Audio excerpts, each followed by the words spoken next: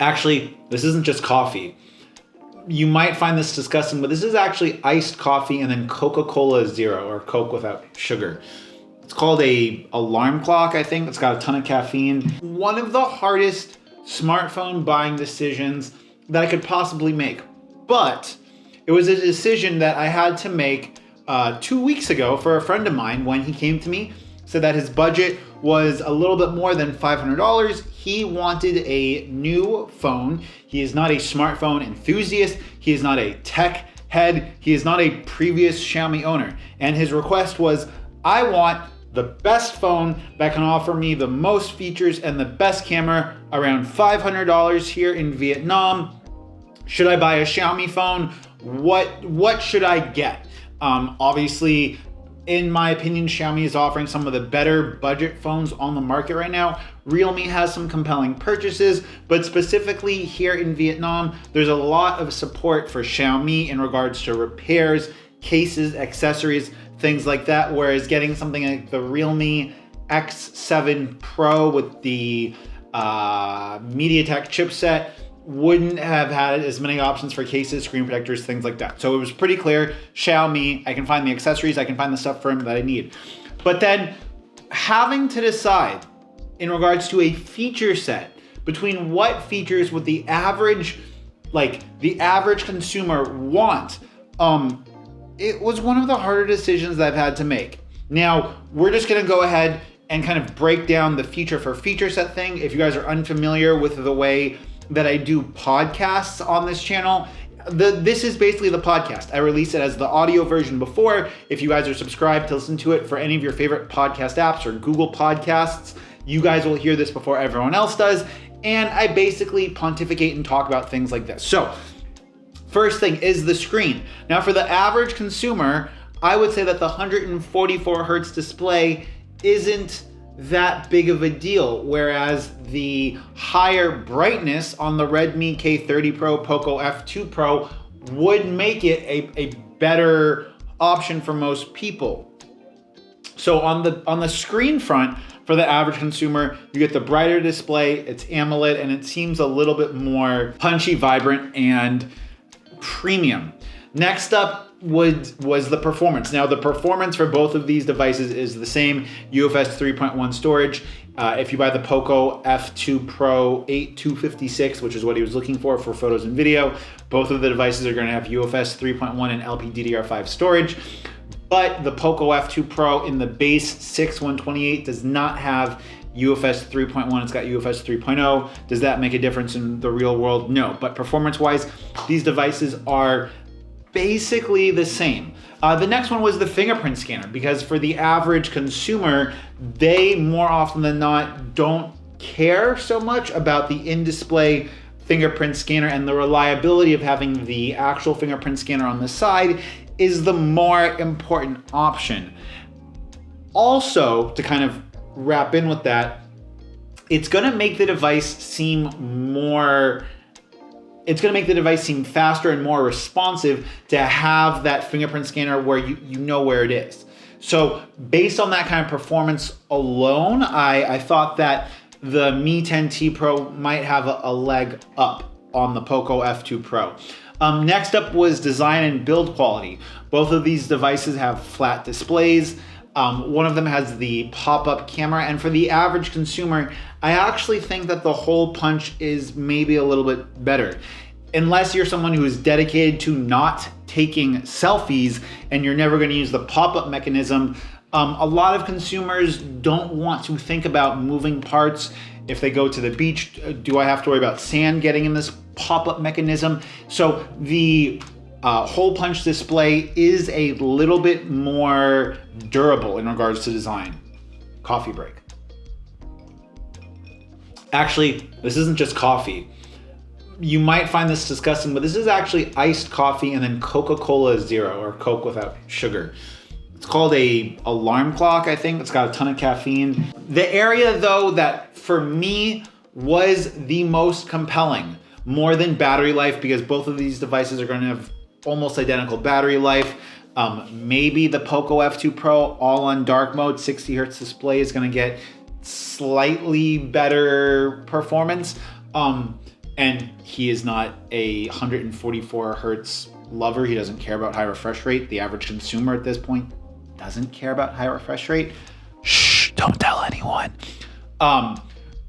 It was the camera. Now for him, he doesn't have a dedicated camera. He doesn't have a DSLR. He doesn't have a point and shoot.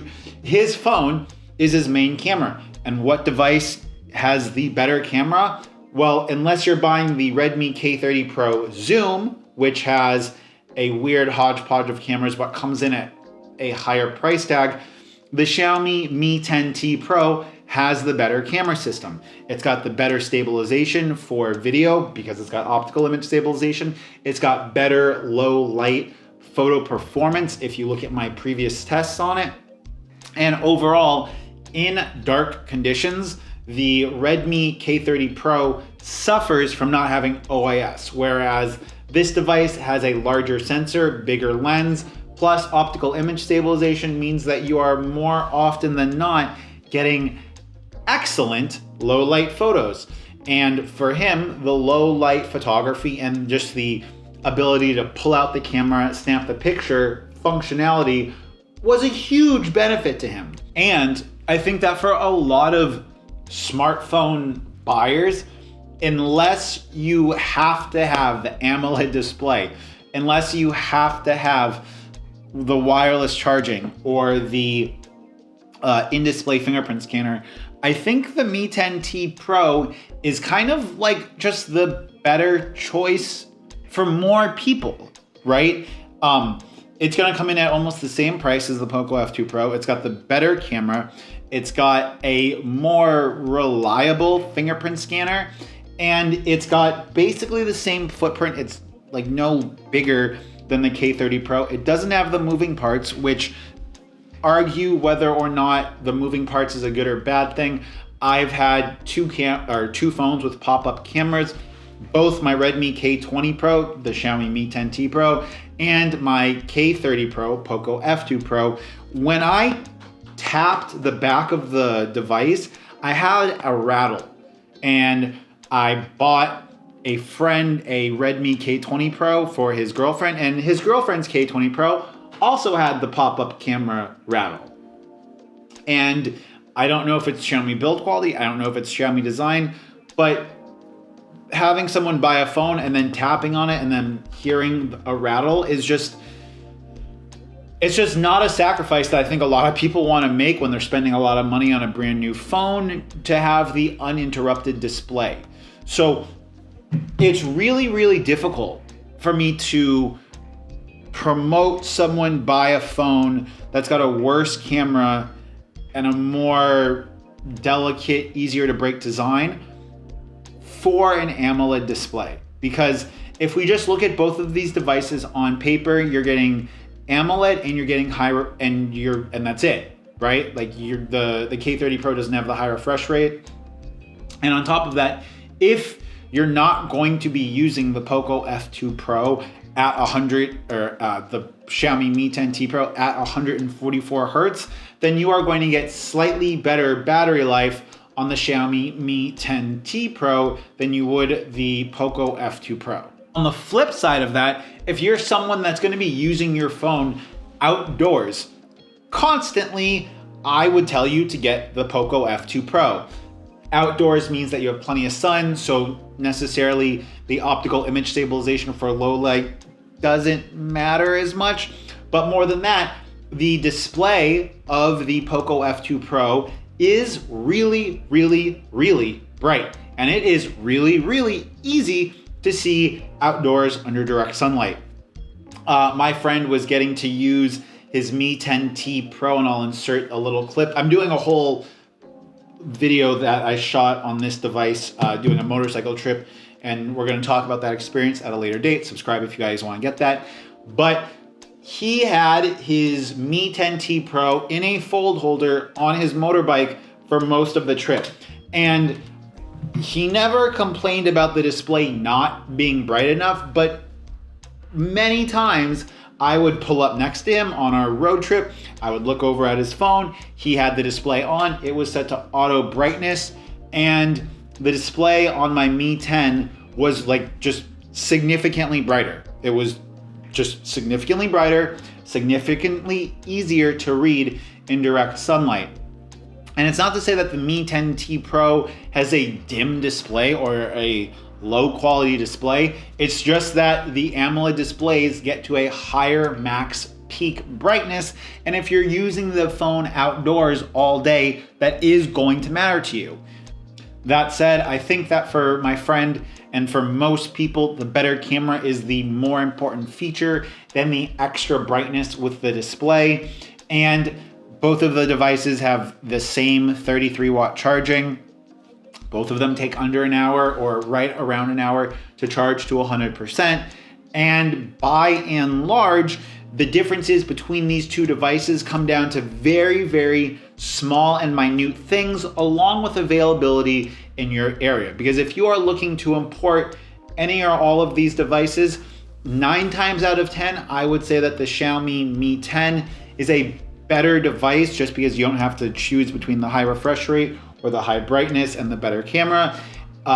Or for people that really, really want that uninterrupted display, I think the Redmi K30 Pro Zoom was like Xiaomi's possible sleeper phone of the year, because it's got a set of features that to me would make the device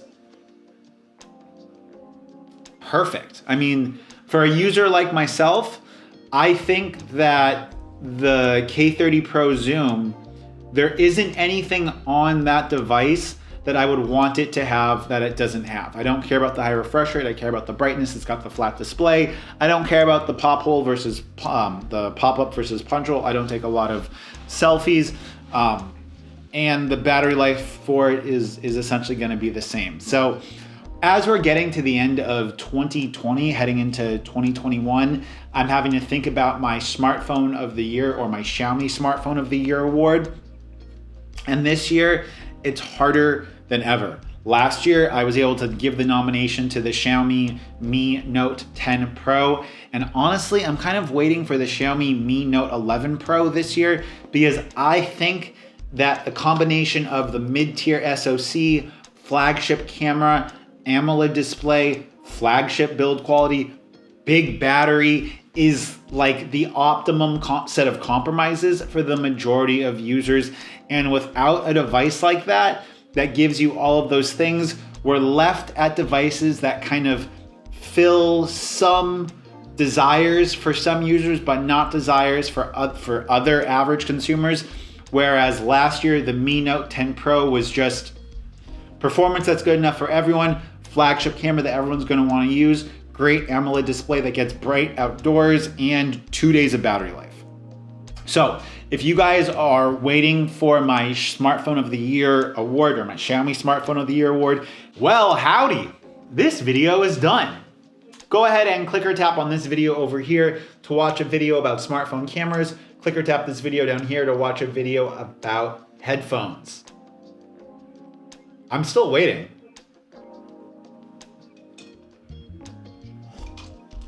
You really haven't clicked it yet? What the hell?